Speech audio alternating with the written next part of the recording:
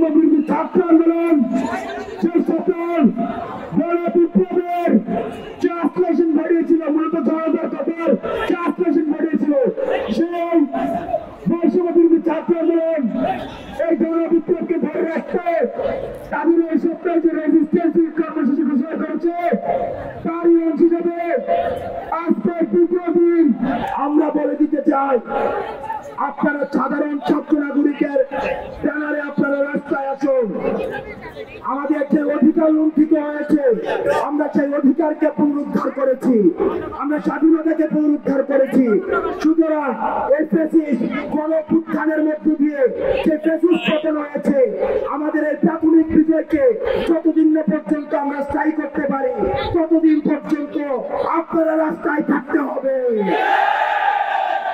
আমরা বৈষম্য বিরোধী ছাত্র আন্দোলনের পক্ষ থেকে আজকের যে সম্প্রীতি সমাবেশ, আমরা বাংলাদেশ সাম্প্রদায়িক সম্প্রীতির বাংলাদেশ, কিন্তু আমরা দেখেছি যখনই শেখ হাসিনার পতন ঘটেছে আওয়ামী দূষররা কিভাবে সংখ্যালঘুদের উপর অত্যাচার করেছে, নির্যাতন করেছে, জমি দখল করেছে।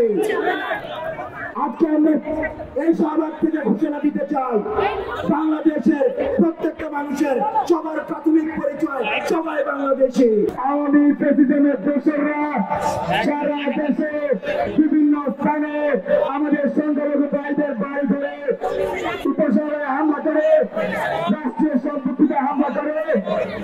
কিন্তু আমরা তারপরে দেখেছি বাংলার ছাত্র জনতা মাঠে নেমে এসে সেগুলোকে কিভাবে পুনরুদ্ধার করা যায়, কিভাবে হামলা দেখা যায়, রাজপথে নেমেছিল বাংলার ছাত্র জনতা।